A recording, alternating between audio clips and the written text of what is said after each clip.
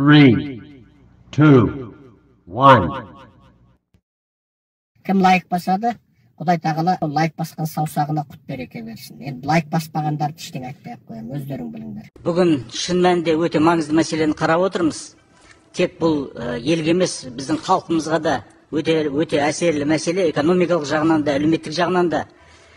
Біз бір нәрсені ұмытып отырмыз. Бәрін ұмытып кеткен сияқты, кеше қаңтар оқиғасының себебі де, түрткісі де не болды? Жаңа жерде газдың бағасына байланысты наразылықтан басталды бәрі. Сол кезде, дәл сол оқиғаның алдында, осыдан 7-8 ай бұрын, бізде мәжілісте бәсекелестікке байланысты заңды қараған кезде, осы министрліктің орынбасары Әсет Мағауовқа да, мына монополияға қарсы агенттіктің де өкіліне мәселені қойғанбыз. Газдың бағасын бақылау керек. Газдың бағасын халық көп айтып жатыр дегенде немқұрайлық көрсеткен сол кезде. Енді келіп бүгін біз есебін тыңдап отырмыз. Перспективалар. Біз бұрынғы болған тірліктерге неге қорытынды жасамаймыз? Дәл сол кезде, кешегі жағдай болғаннан кейін, жауапкершілікті 3-4 адам артып кетті. Ол ГПЗ-ның директоры, сол жерде акиматты істейтін азаматтар, министрліктен мен естіген жоқпын, бір адам жауапкершілікке тартылды дегенді. Ол ары қарай біз қалай бұл саланы бақылаймыз? Бұл министрлік қалай бақылайды бұл саланы? Біз кеше қаңтар оқиғасына дейін жеткізген мәселені бір ауыз айтылған жоқ бүгін. Қандай қорытынды болды одан? Елде не болып жатыр? Халықтың қазір сұрап отқан мәселесі осы. Бүгінгі көтерілген министрлік тарапынан мәселе тек осы тарифке байланысты болды. Біз өзіндік бағадан төмен сатып жатырмыз дейді. Сол кезде қайда болды? Баға 3 есе кетіп қалған кезде, 120 теңгеден сатылған кезде сұйытылған газ. Енді келіп неден өзіндік құнынан төмен сатып жатыр екен біз газды. Қазір біз есіміз жинап, сол мәселемен айналысып жатырмыз. Ол кезде ол мәселе көтерілген жоқ. Сосын мына неге байланысты? Ресейден газ әкелу. Біз онсыз да кеше КТК-ның проблемасы болғанда түсіндік. Барлық экспорттық мұнай бағыты бізде Ресейге тәуелдіміз. Біз тағы да екі жерден, солтүстіктен, шығыстан газды кіргізейін деп отырмыз. Біздің өзіміздің мүмкіндігіміз бар ғой. Неге бюджеттің ақшасын жаратпаймыз оған? Газ транспорттық жүйеге. Тағы келіп айналып келіп, керемет бізге ұсыныс жасап отыр министрлік. Бізге Ресейден газ сатып аламыз деп. Тағы біз мұнай онсыз да тәуелдіміз біз Ресейге. Енді келіп газға тәуелді қылып қылайын деп отыр. Соны біз мақұлдауымыз керек екен. Біз неге мақұлдауымыз керек оны? Ол халыққа қарсы жасалып отқан жоба. Сондықтан менің ұсынысым, жағдай болғанда, газдың бағасы көтерілгенде, түсірілгенде, осындай төтенше жағдай, ол төтенше жағдай кешегі болған. Қаңтарға келіп алып келген, қаңтарға алып келген. Сондай кезде біз осы министрлікті, бұл нөмір 1 біздің экономикада бюджетті толтыратын сала, мұнайда, газда. Одан артық бізде экономикада сала жоқ. Біз тәуелдіміз шикізатқа, Қазақстан, әсіресе экспортқа. Сондықтан бұндай мәселе болғанда бірден мәжіліске шақырып, біз бұларды тыңдауымыз керек бұндай мәселені. Менің айтарым осы, рахмет. Қазір халық наразылығы әбден былай шектен шықты. Бірақ халық тағы да сол өткен жылғы қаңтар айындағы қантөгістен кейін кішкене сескеніп отыр. Бірақ халықтың ашу ызасы шектен шығып барады.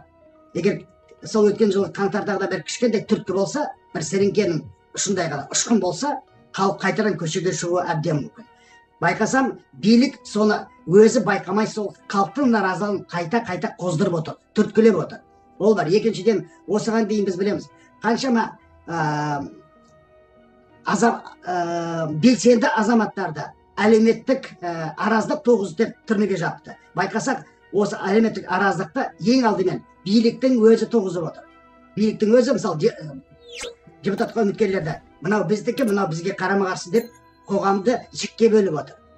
Сондықтан биліктің өзін сол әлеуметтік араздықты қоздырып отыр деп биліктің өзін сотқа беруге болар еді. Бұл дәл осы сайлау арқылы билік тағы да халықтың наразылығын тағы қоздырып, ол біз елімізде сол өткен жылғы қаңтар оқиғасын емес, жалпы біздің мемлекеттігіміздің тұтастығына зор қатер төндіріп отыр.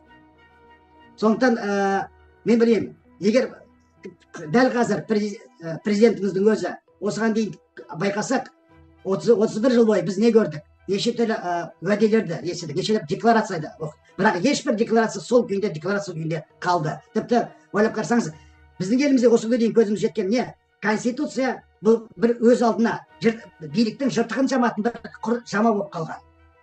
Билік бір басқа бір қарама қарсы басқа дүниеде өмір сүретін сияқты да, бұқара халық, сіз бен біз басқа бір қарама қарсы дүниеде өмір сүретін сияқтымыз.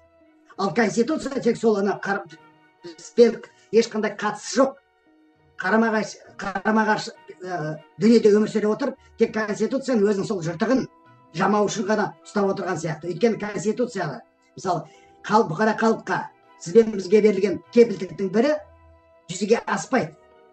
Конституция тағы да қайда? Биліктің жыртығын жамау үшін ғана керек, шындары. Сондықтан бұл жерде конституция, біз конституцияны өзгертпейміз деген ол бос сөз. Біз дәл Қазақстан шындары жаңа Қазақстан тұрғызамыз десек, осыған дейін мың жамауы бар конституцияны алып тастап, біз жаңа конституция қабылдауымыз керек. Ол конституция болғанда Қазақстанды парламенттік республика деп жариялаған жаңа конституция қабылдауымыз керек. Сосын біздің бүкіл күштік құрылымдар дейміз ғой, ұлттық армия, ішкі істер министрлігі, ұлттық қауіпсіздік комитетінің бәрін бұл кешегі кеңес одағынан қалған, қылышынан қан тамған биліктің тек халықты ашса алақанда жұдырығында ұстайтын күштік құрылым ретінде бізге мұра болып қалды кеңес одағынан. Сондықтан біз Гүржістандағы сияқты, Грузиядағы сияқты біздің бүкіл күштік мекемелеріміздің бәрін тізеге салып тұрып қайта құруымыз керек. Барлық күштік құрылым тек халықты қорғауға тиіс, қоғамды қорғауға тиіс, биліктің сұмдығын, алаяқтығын, заңсыздығын қорғайтын емес.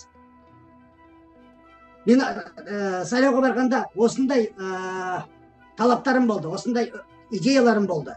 Міне осы идеялар көргеннен кейін билік мені өткізбеуге, мен сияқты тағы басқа қаншама Мұхтар мырза өзіңіз бар. Оралдағы Лұқпан Ахмадияр бар. Алматыда тағы басқа біздің тәуелсіз үміткерлеріміз бар. Жүрегі елім деп соққан. Соларды неге қасақана өткізбеген себебі міне осында. Өйткені олардың талабы біз жаңа Қазақстан тұрғызамыз десек, бұл Тоқаевтың көтерген идеясы. Сол Тоқаевтың көтерген идеясын жүзеге асыру үшін бара жатқан біз үміткерлер едік. Бірақ бізді өткізбеді. Яғни Тоқаев та өзіне кезінде билікті қолынан тапсырған тұңғыш президент Нұрсұлтан Назарбаевтың айтқанда жай саяси мұрагер емес, оның моральдық та бұл халықтың мұрагері болып отыр. Мысалы, Конституция өткен жылы жазға енгізілген өзгерістерден кейін ол айтып еді, бұл реформалардың тек бастауы ғана.